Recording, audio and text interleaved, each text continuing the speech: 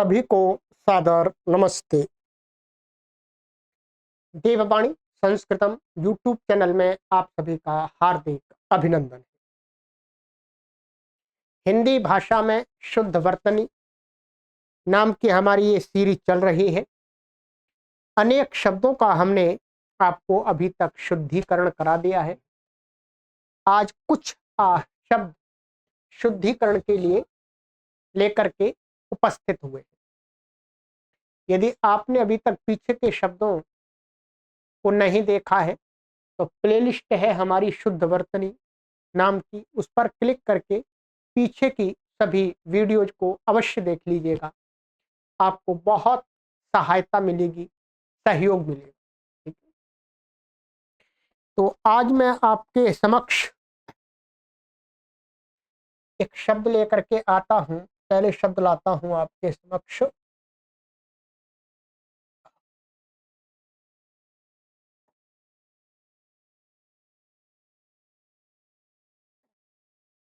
एक शब्द है जो ऐसा लिखा जाता है, चरमोत्कर्ष, ऐसा लिखते हैं।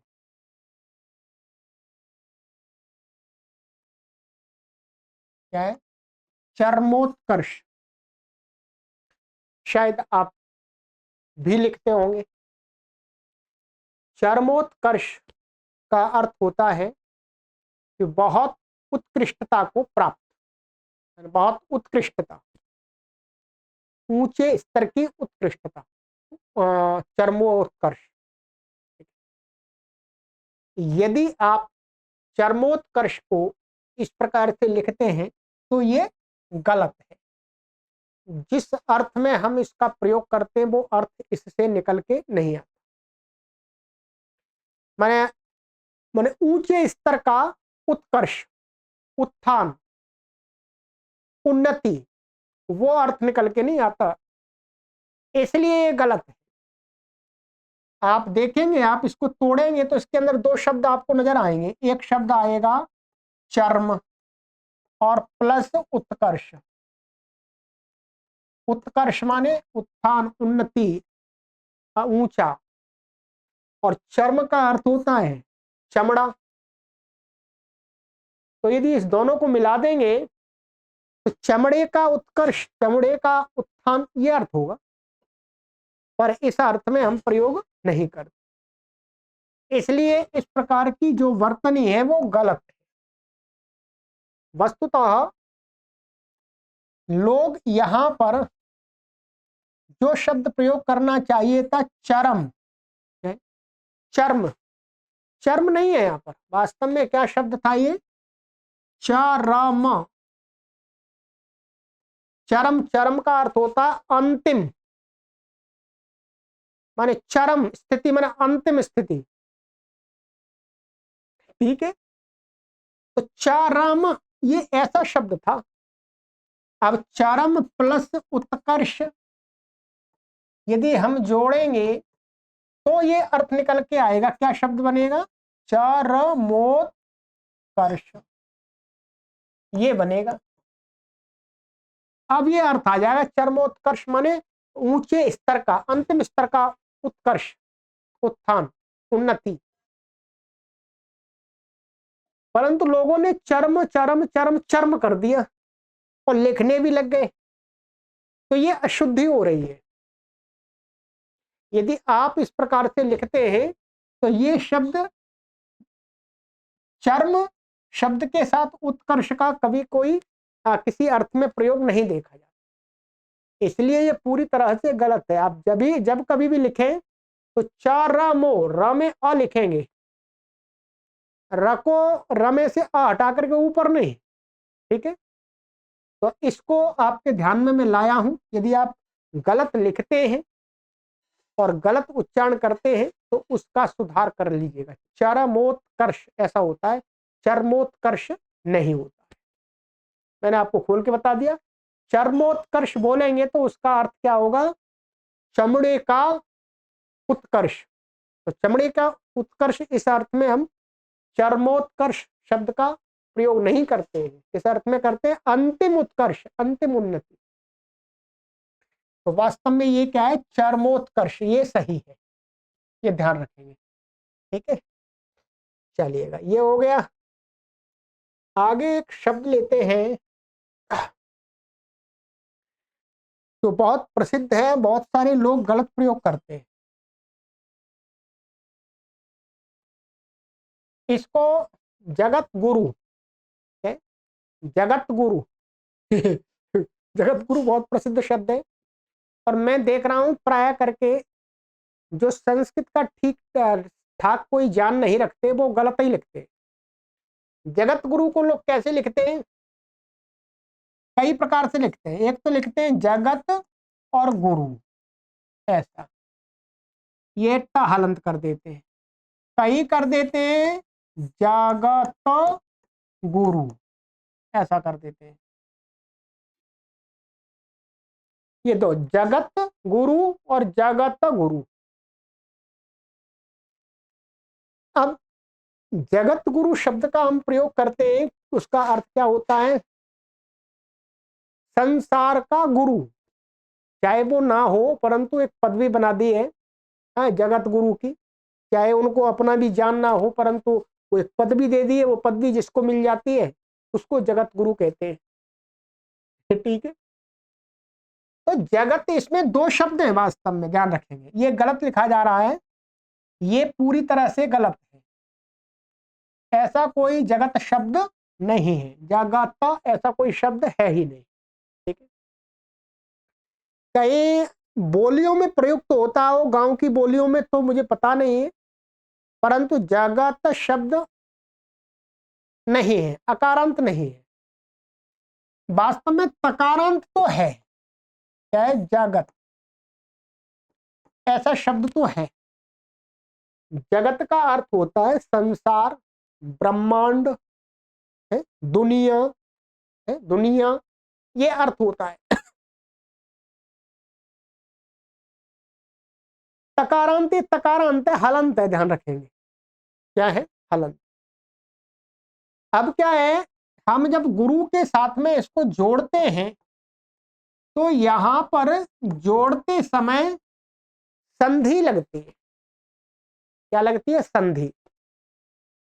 संधि ये लगती है कि यदि कोई शब्द है, हम उसको किसी शब्द के साथ जोड़ें, ठीक है, तो यदि उस शब्द के अंत में वर्ग का पहला अक्षर हो अथवा दूसरा अक्षर हो अथवा चौथा अक्षर हो, ठीक है, क्या हो, चौथा अक्षर, और जो आगे आने वाला जो शब्द है उसका अक्षर क्या होना चाहिए, तीसरा अथवा चौथा वर्ण हो। ध्यान रखें, क्या, तीसरा अथवा चौथा वर्ण हो। तो जो पहला वाला जो शब्द है उसका जो अंतिम वर्ण है वो अपने ही वर्ग का तीसरा अक्षर बन जाता है। ये आप हिंदी के व्याकरण में आपको पढ़ाया गया है। ठीक है, ये ता है, शब्द के अंत में है। अब हम इसको क्या करें, हम इसको इसके साथ मिला रहे हैं, समास कर रहे हैं। तो ये क्या है, ता, ये वर्ग का पहला अक्षर है, और जो आगे आने वाला जो शब्द है ये क्या है, वर्ग का तीसरा अक्षर है। तो इस वाले वर्ग वर्ण को अपने ही वर्ग का तीसरा अक्षर हो जाएगा। क्या हो जाएगा, अपने ही वर्ग का। ये कौन से वर्ग का है, तवर्ग का है। तवर्ग का तीसरा अक्षर क्या हो जाएगा, द। ये होगा, क्या होगा, द। ठीक है, ये द हो गया। तो यहां पर ये ता को द, तो क्या बनेगा, ये ऐसे बनेगा, जगद गुरु। ये ऐसा होना चाहिए, ये ता नहीं प्रयोग होना चाहिए, जगद गुरु ऐसा ही होता है। ठीक, इसके अलावा यदि कोई शब्द है, उस दूसरे शब्द को जोड़ रहे हैं, शब्द का अंतिम वर्ण वर्ग का पहला, दूसरा अथवा चौथा है, चौथा है, तो और बाद में जो आने वाला शब्द है उसका जो पहला वर्ण है वो कोई स्वर है, कोई स्वर है, स्वर माने वॉवेल है, तो भी उस वर्ग के जो पहला अक्षर है या दूसरा, वो दूसरा है या चौथा है, तो वो भी तीसरा बन जाता है। ध्यान रखेंगे। जैसे जैसे आप देखेंगे ये तो जगदानंद, क्या है, जगदानंद बोलते हैं, जगदानंद माने जगत का आनंद। यहां तो जगदानंद ही बोलते हैं, जगदानंद नाम भी होता है किसी का, यहां तो ता नहीं बोलते, जगतानंद नहीं बोलते, यहां तो सही प्रयोग होता है। यहां पर बहुत सारे लोग हिंदी में जगत गुरु अथवा जगत गुरु ऐसा प्रयोग करते हैं, वो गलत है। क्या है? वो गलत है। और एक जो हिंदी में हम करते हैं जग, जग का अर्थ क्या होता है? जग बोलते हैं, जग, सारा जग, तो जग का अर्थ भी क्या होता है? संसार होता है। ये संस्कृत का नहीं है, ये जगत, जगत में जगत से ही जग बना है, ये भी ध्यान रख ले। क्या हो गया, ता को प्रयोग हट गया, केवल जग ऐसा रह गया, इसका भी अर्थ वही है, संसार, दुनिया। ठीक है, तो कभी भी आप लिखें, क्योंकि कई मैंने बार देखा है कि जो जगत गुरु है, जगत गुरु है, वो अपना जगत गुरु लिखते हैं, तो जगत गुरु अशुद्ध है, शुद्ध क्या है? जगत गुरु। क्योंकि यहां पर 100% संधि होगी ही, क्योंकि ये जोड़ करके एक शब्द बना दिया हमने, समास कर देते हैं इसमें, है? ये संस्कृत से आए हुए दोनों शब्द हैं। तो जगत गुरु आप कभी भी प्रयोग ना करें, जगत गुरु ही करें। है? हिंदी का व्याकरण तो आपको पता ही होगा, नहीं पता है तो आप पढ़िएगा हमारी सीरीज को। तो ये हो गया, ठीक है। अच्छा, चलिएगा, और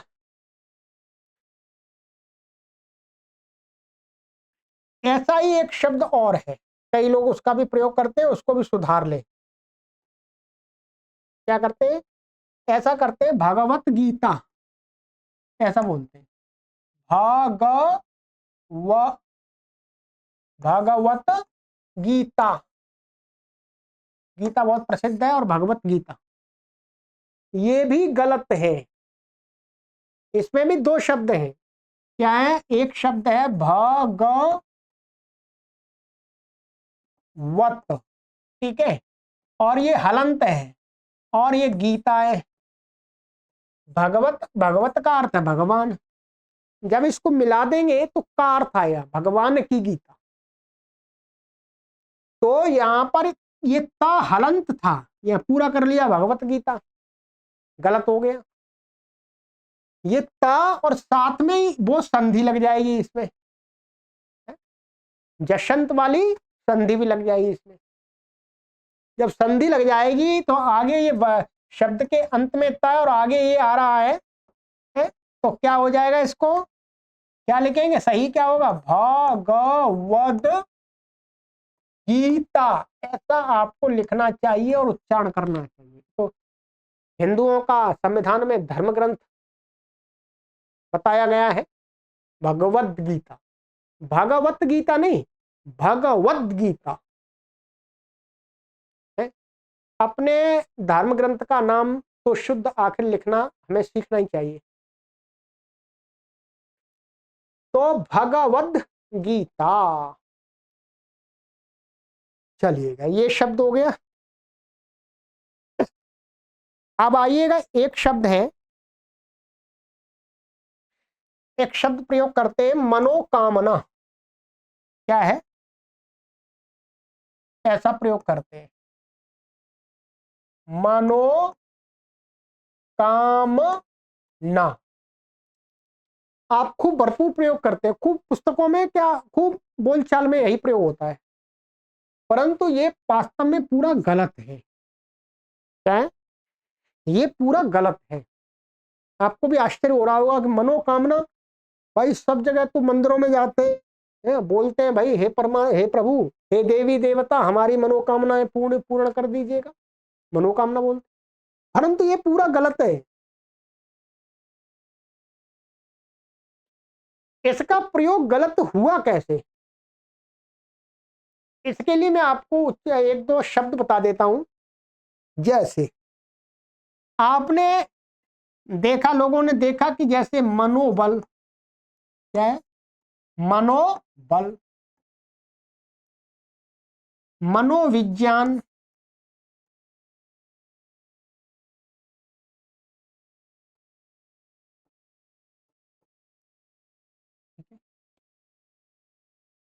यहां पर भी मनोबल, मनोविज्ञान प्रयोग होता है, तो लोगों ने सोचा वहां पर भी हो जाएगा मनोकामना, परंतु नहीं, ये दोनों शब्द तो सही हैं, ये शब्द क्या है, ये गलत है। क्या है, ये गलत है। इसका सही, इसमें क्या है, वास्तव में दो शब्दों को जोड़ करके बना हुआ है, ये एकदम प्योर संस्कृत भाषा का शब्द है। अब आप कहेंगे क्या होगा, हमारे संस्कृत पढ़ने वाले वो तो समझ गए होंगे। इसका सही क्या होगा, इसका सही होगा जी, देखिएगा इसमें हम तोड़ देंगे, ये शब्द क्या है, एक मनः, ये क्या है, मनः प्लस कामना, ऐसा ही है, ठीक है। इसको तोड़ेंगे तो भी क्या, दो शब्द हैं, मनः प्लस बल, ठीक है। इसको भी तोड़ेंगे तो क्या है, ये मनः प्लस विज्ञान, ठीक है।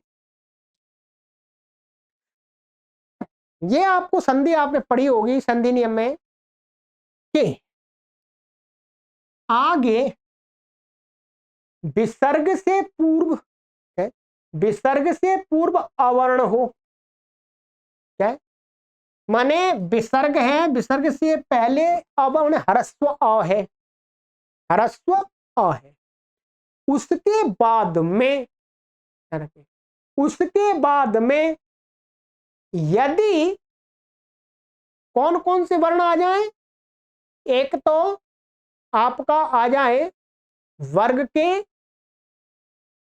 तीसरे अक्षर, क्या है, वर्ग के तीसरे अक्षर, ध्यान रखेंगे, वर्ग के तीसरे अक्षर है, अथवा वर्ग के तीसरे अक्षर आ जाए, अथवा वर्ग के चौथे अक्षर आ जाए, क्या है, चौथे, अथवा वर्ग के पांचवें अक्षर आ जाए, ठीक है, कवर्ग चवर्ग टवर्ग तवर्ग पवर्ग के पांचवें अक्षर आ जाए, अथवा, अथवा हा या व र और ये ला आ जाए, वर्ग के तीसरे अक्षर, वर्ग के चौथे अक्षर, वर्ग के पांचवें और ये, इनमें से कोई वर्ण यदि विसर्ग के बाद में आ जाए तो संधि कहती है, हिंदी में भी और संस्कृत में भी, कि उस विसर्ग को ओ हो जाता है, सीधा ओ कर लेते हैं हिंदी में, संस्कृत के व्याकरण में थोड़ा पहले ऊ करते हैं फिर ओ करते हैं, हिंदी में सीधा ओ कर देते हैं, ओ हो जाता है। अब देखिए यहां पर क्या है, ये ह्रस्व आ था, इसका विसर्ग था, आगे हुआ आ गया, तो इसको क्या हो गया, ओ हो गया, मनोविज्ञान, इसलिए मनोविज्ञान बन गया।